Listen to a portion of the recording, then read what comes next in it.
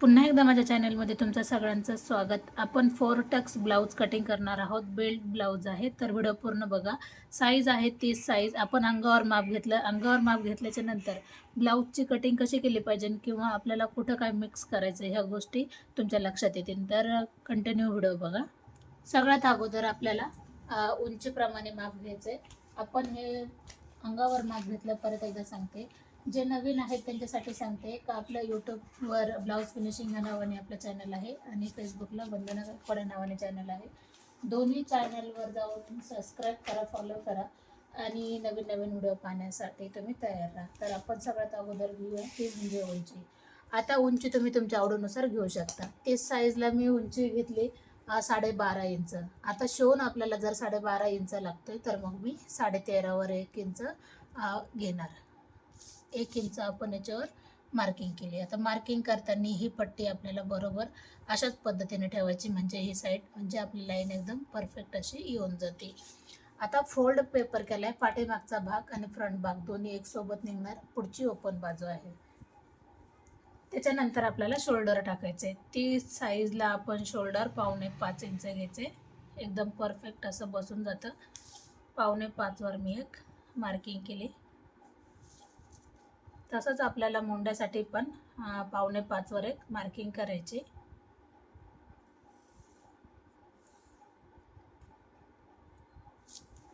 आता आपल्याला काय करायचंय, 30 साईजचा ब्लाऊज आहे बरोबर. 30 साईजमध्ये अंगावर माप घेतले तर 2 इंच त्याच्यामध्ये मिक्स करायचे बरोबर. 32 साईज होती बरोबर. मग 32चा आपल्याला चौथा भाग काढायचा आहे. 32चा चौथा भाग निघणार 8 इंच. 8 वर आपण एक मार्किंग करू आणि त्याच्यानंतर मग तुम्ही 1.25 इंच 1.5 इंच जरी शिलाई मार्जिन दिली तर काहीच हरकत नाही. तर ही लाईन आपण पूर्ण कंप्लीट करायची. आपण जर ब्लाऊजवर माप घेतलं तर आपल्याला चौथा भाग करायची गरज नाही. आपण म्हणजे त्याच्यामध्ये 2 इंच मिक्स करायची गरज नाही. आपण डायरेक्ट जरी माप घेतलं ब्लाऊजवर आणि आपण चौथा भाग टाकला आणि त्याच्यामध्ये शिलाई मार्जिन टाकली तरी पण जमतं. ही लाईन थोडीशी तिरकी झाली, पाहू शकतात. नंतर आपण थोडंसं पाठीमागं आले, तीच लाईन आपण इथे लगेच कव्हर करून घेऊ. आपण लगेच मुंड्यासाठी माप टाकून घेऊ. बघू शकतात 1 इंच आपण फ्रंटसाठी आणि 1.25 इंच आपण पाठीमागच्या भागासाठी. आता त्याच्यानंतर आपण डॉटला असं देऊन आपण एकदम चांगल्या पद्धतीने याला लाईन देऊ शकतो. आपण 1 इंच एक लाईन आपण खाली उतरलोय तर त्यानुसार आपण याला आखून घेऊ. अशा पद्धतीने पाहू शकतात. खूप सुंदर याला फिनिशिंग आली. आकार खूप छान आलाय. आता 2 इंच आपण गळ्यासाठी घ्यायचे. पुढचा गळा तुम्ही तुमच्या आवडीनुसार घेऊ शकता. 6.5 इंच मी 6 इंचावर एक मार्किंग केली.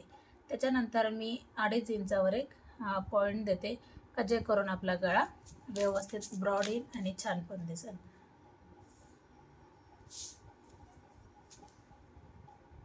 तुम्ही याच्यामध्ये गळा वेगवेगळे घेऊ शकतात. गोल गळा तुम्हाला जसा लागतो त्या पद्धतीने तुम्ही गळा घेऊ शकता. आता आपण याला गोल आकार देऊन घेऊ. पॉईंट. आता नंतर आपण कमरेचा चौथा भाग करायचा आहे. त्याच्यामध्ये 1 इंच टकसाठी आणि 1.5 इंच शिलाई मार्जिन. आता कंबर किती आहे आपलं 24. 24चा चौथा भाग करू 6 इंच बरोबर. 6 मध्ये आपण 1 इंच टकसाठी घ्यायचंय आणि 1.5 इंच आपल्याला शिलाई मार्जिन ठेवायचे, पाहू शकता. नंतर आपण 1 इंचाची मार्किंग सोडून दिली आणि आपण जो 1.5 इंचाचे आहे शिलाई मार्जिन त्याच्यामध्ये आपण याला मिक्स करू. आता आपल्याला गळा उतार द्यायचा आहे. नॉर्मल आपण 2 लाईन 3 लाईन जरी गळा उतार दिला तरी एकदम बेस्ट. इथं म्हणजे अजिबात शोल्डर उतरत नाही. रिझल्ट याचा खूप छान आहे. ज्यांना गळा उतरण्याचा प्रॉब्लेम होतो त्यांनाच तुम्ही उतार द्या. ज्यांना होत नाही त्यांना नाही दिला तरी पण चालते. त्याच्यानंतर आपण बेल्ट उंची घेऊया का आपल्याला बेल्ट कुठपर्यंत घ्यायचा आहे. 11 इंचावर आपण बेल्टला एक पॉईंट देऊ. तोच पॉईंट आपण समोर जोडून घ्यायचा आहे, पूर्ण एक लाईन आखून घ्यायची बरोबर. त्याच्यानंतर आपण रुंदी किती घ्यायची, ज्यावेळेस आपल्याला टक्ससाठी 4.5 इंच 3.5 इंचावर घेऊ आपण. 30 साईजला 3.5 इंचावर आपण एक पॉईंट द्यायचा आहे, पाहू शकतात. नंतर आपण 1.25 इंचावर एक पॉईंट दिला, हा पॉईंट आपण इथं दिला. नंतर आपण 1.5 इंचावर आपण एक तिरका पॉईंट द्यायचा आहे, 2.5 इंचावर आपण फ्रंट साईडला, आणि परत एकदा 1.5 इंचावर आपण एक पॉईंट देऊ. हे 2 पॉईंट 1.5 इंचावर आणि इथपासून समोरचा 2.5 इंचावर.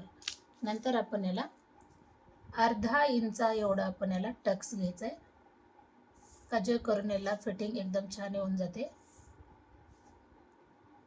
हे पॉईंट मी अशा पद्धतीने घेते. आपला हा पॉईंट पण अर्धा इंच एवढाच आला पाहिजे. ज्यावेळेस हेवी चेस्ट असते त्यावेळेस आपण याचे पॉईंट बदलू. थोडंसं मी तिरका खाली घेतलंय, याने काय होतं, फिटिंग एकदम छान येऊन जाते. जे कंटिन्यू व्हिडिओ बघतात त्यांच्या नक्कीच लक्षात येऊन जाते का आपण कशा पद्धतीने हा ब्लाऊज कट केलाय.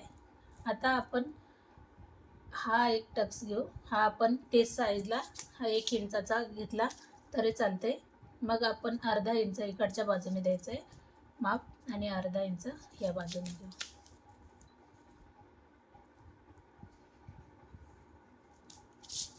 नंतर आपण हा टक्स पूर्ण आपला कंप्लीट झाला आहे. आता आपल्याला ज्या वेळेस क्रॉस पट्टीला आकार द्यायचा आहे त्यावेळेला आपण 2.5 इंच एवढं पाठीमागं जायचं आहे ह्या लाईनपासून. नंतर आपण 1.25 इंचावर एक मार्किंग करायची आणि आपण पट्टीच्या साहाय्याने आपण याला आकार द्यायचा आहे.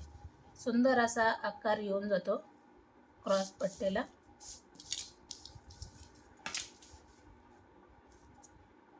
आपण अशा पद्धतीने याला आकार देऊन घेऊ. पाहू शकतात आपली ही कटिंग पूर्ण करून टाकू. आता आपल्याला कट करताना कोणती गोष्ट लक्षात ठेवायची किंवा याच्यामध्ये आता काय वाढवायचं आणि काय कमी करायचं ही गोष्ट पाहण्यासाठी व्हिडिओ पूर्ण बघा. एकदम सोपी पद्धत आहे. जे मी कस्टमरच्या कामावर तुम्हाला ब्लाऊजची कटिंग दाखवते ते टोटल कस्टमरचेच कामं आहे. अगोदर आपण बाहेरची बाजू कट करू.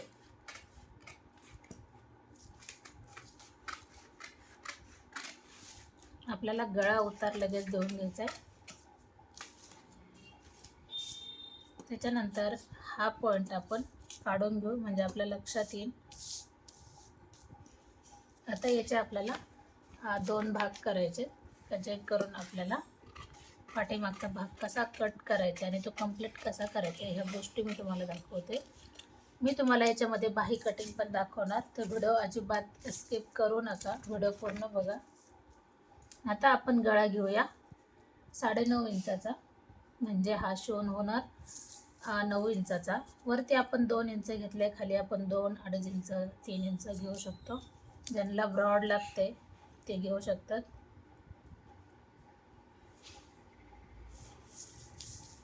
आता याच्यामध्ये आपण वेगळा गळा जरी काढला तर काहीच हरकत नाही.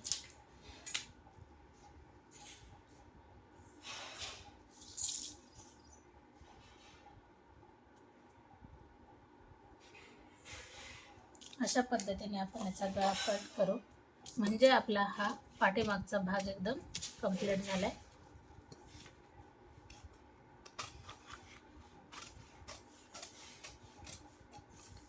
आता त्याच्यानंतर आपण टक्स किती घ्यायचे ही गोष्ट लक्षात घ्या. 1.5 इंच आपले शिलाई मार्जिंग असते, तर आपल्याला 1.5 इंचापासून हे माप जेवढं आलं तेवढं आपल्याला एक पॉईंट द्यायचा आणि त्याच्यानंतर आपण 4, 4.25, 4 इंचावर आपण एक टक्स घ्यायचा आहे.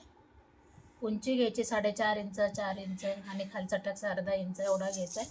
अशा पद्धतीने हा पाठीमागचा भाग कंप्लीट झाला. आता आपण फ्रंटकडे वळूया. फ्रंटसाठी आपण काय बदल केले पाहिजे त्या गोष्टी मी तुम्हाला सांगते. ही झाली आपली क्रॉस पट्टी.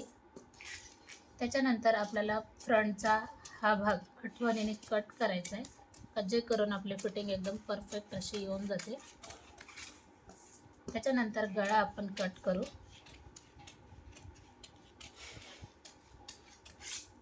ज्यांना पेपर कटिंग लागते तर ते आपल्याला कमेंट करू शकतात. अशा पद्धतीने याची कटिंग झाली, पाहू शकतात. आता आपल्याला याच्यामध्ये कुठं वाढवायचं आणि कशा पद्धतीने वाढवायचं मी तुम्हाला अजून समजून सांगते. आता आपण क्रॉस पट्टी ही आपली 2 ठिकाणी शिवला जाते. ही बाजू एक, वरची बाजू एक आणि खालची बाजू एक. त्याच्यामुळे आपली क्रॉस पट्टी कमी पडते. मी हर एक व्हिडिओमध्ये सांगते. त्याच्यासाठी आपल्याला दुसरी क्रॉस पट्टी काढायची ज्या वेळेस आपण पेपर कटिंग करतो आणि ते पेपर कटिंग पिसावर ठेवून आपण कट करतो. तर त्यावेळेला आपल्याला ही पद्धत वापरायची का आपण 1/2 इंच तरी क्रॉस पट्टी ही जास्त घ्यायची किंवा 1 इंच तरी जास्त घ्यायची. तर आपण जशी आहे तशी एकदम परफेक्ट ठेवू आणि याला पूर्ण आहे तशी आपण याला आखून घेऊ. म्हणजे आपला हा ब्लाऊज एकदम आता परफेक्ट झालाय. आपल्याला अगोदर काढलेली क्रॉस पट्टी वापरायची नाही, आपण दुसरी क्रॉस पट्टी काढून आपण याला वापरायची. तर एकदम परफेक्ट असा ब्लाऊज कटिंग झालाय. तुम्हाला याच्यामध्ये काही समस्या असतील तर नक्कीच कमेंट करा. आता मी तुम्हाला सांगते का ज्या वेळेस आपण हा भाग समोरचा पिसावर ठेवतो तर त्यावेळेला कशामध्ये आपण नॉर्मल जास्त घ्यायचंय, इकडच्या बाजूने जास्त घ्यायचंय. अर्धा इंचापेक्षा कमी केलं तरी चालते, ही गोष्ट लक्षात घ्या. आणि खालच्या बाजूने एवढं जास्त घ्या. त्याचं कारण काय का ज्यावेळेस आपण हा टक्स घेतो तर हा भाग कमी जास्त होतो. हा कमी जास्त झाल्याच्या नंतर मग इथं कपडा कमी पडतो. त्याच्यासाठी आपण बाहेरच्या बाजूने घ्यायचे आणि ज्यावेळेस आपण हा टक्स शिलाई मारून घेतो त्याच्यानंतर आपण सरळ याला लाईन आखून घ्यायची. बाकी कुठं काही बदल करायचं नाही. तर अशा पद्धतीने आपला हा ब्लाऊज कटिंग झालाय. तुम्हाला कसं वाटलं नक्कीच कमेंट करा. व्हिडिओ आवडला तर लाईक, शेअर, सबस्क्राईब.